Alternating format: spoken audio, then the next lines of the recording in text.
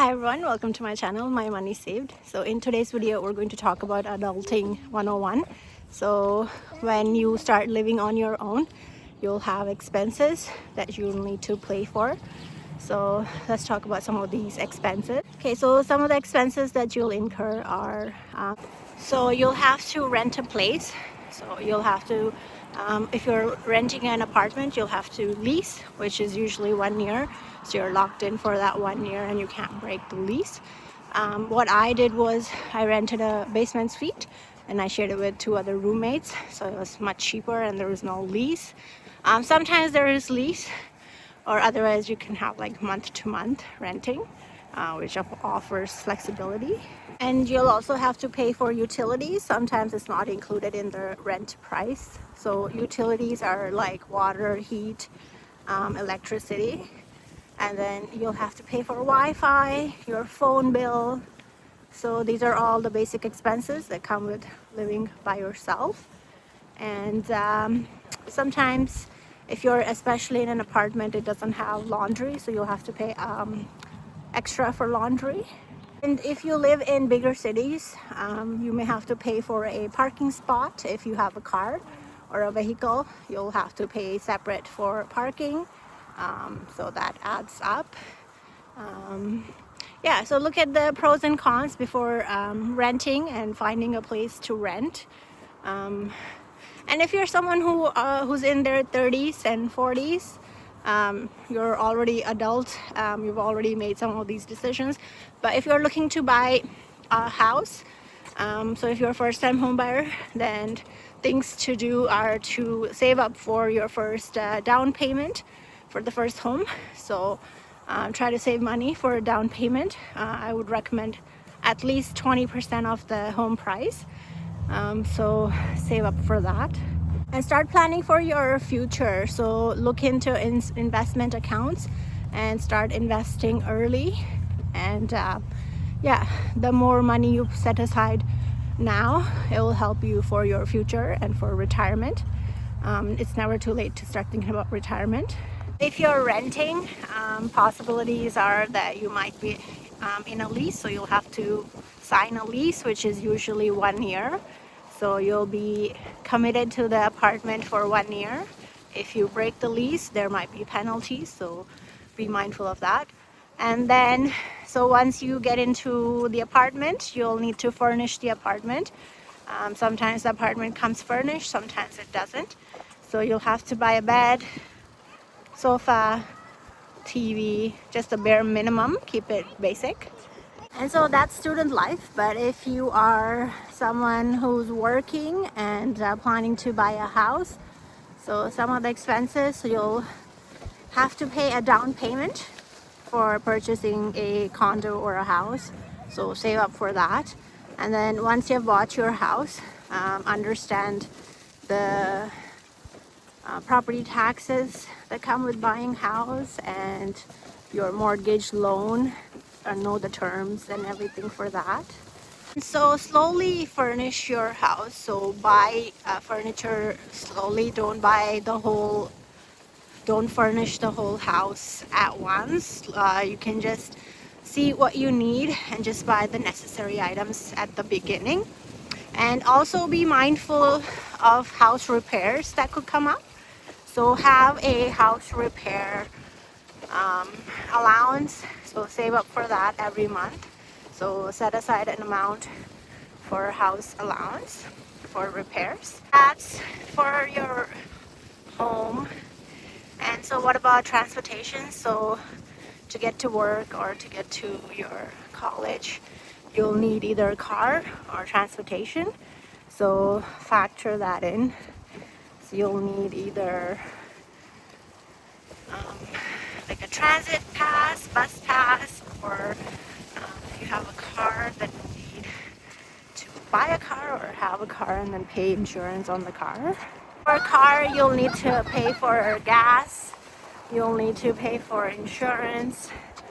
If it's a brand new car that you have, then you'll have to pay monthly payments.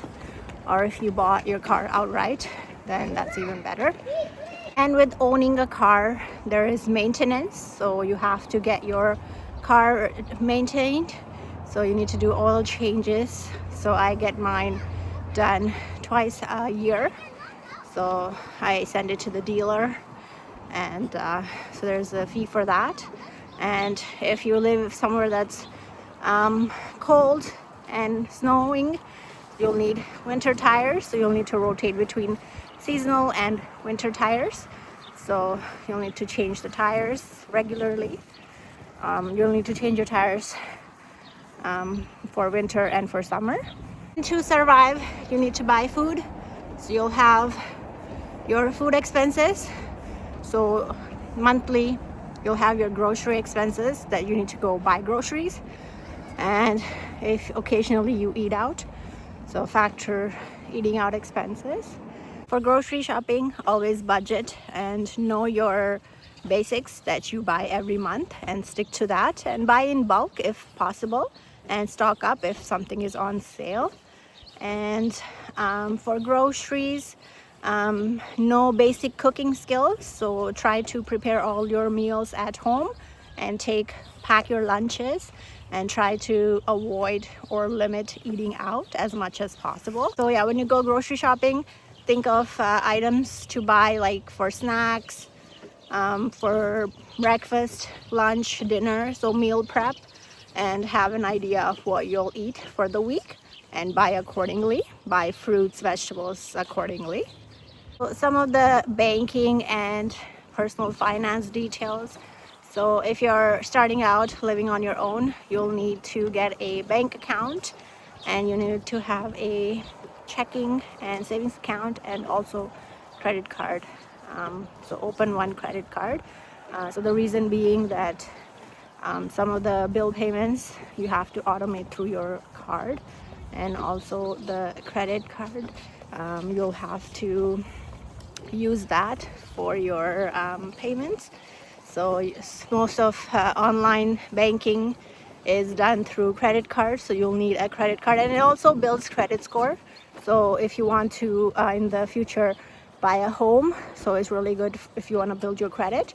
So get one credit card if you're starting out. And if you're in your 30s and 40s, yeah, just keep no debt and pay all your credit cards in full, and don't have no more than 2 or 3 cards, and just like opt for cashback or airline miles credit cards, so perks, cards that give you like perks, and always pay your bills in full.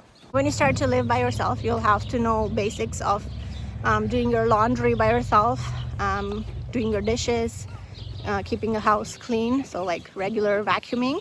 So at least try to do at a minimum every 2 weeks, vacuum, clean the house, mop. If not, if you're super busy, try to do at least once a month. For mental health break, just try to exercise regularly, drink lots of water, and manage your stress well. Stay off of social media, and sleep regularly on time, and keep your phone away from the bed. And you'll need to find a job, so work on your resume and tailor it and get some work experience so you can get a good job, and go to college and get education so you can get a high-paying job to support your lifestyle. And for relationships and social connections, so just have healthy boundaries, and learn to say no, and communicate whatever you're feeling. Just let them know how you're feeling. Manage your finances well, and just time management, so manage your time well. Use a calendar on your phone to put down all the activities that you're doing. Learn to create routines for yourself, so know which activities you are doing, and build it in your calendar. Have an activity planned. The more busy you are, the less mental health issues you'll have, and you'll just be busy and you won't have time to think. So keep yourself busy. Learn to have good financial habits now, early on in your life, so this will be a good stepping stone for the rest of your life. Don't get into too much debt early on, because you'll end up paying the interest, and you'll have just more debt accumulating. Learn to budget and stay on top of your budget. Put all the expenses that you're incurring. So the expenses that I've listed so far, just put it in a budget tracker so you know the income that you're generating and the expenses that are going out.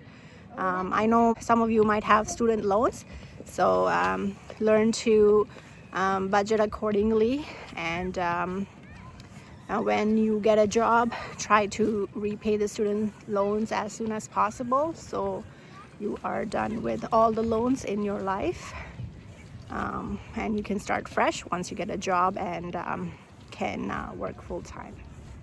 So yeah, I hope this video was helpful. Please subscribe for more videos like this. Thanks for watching. Bye.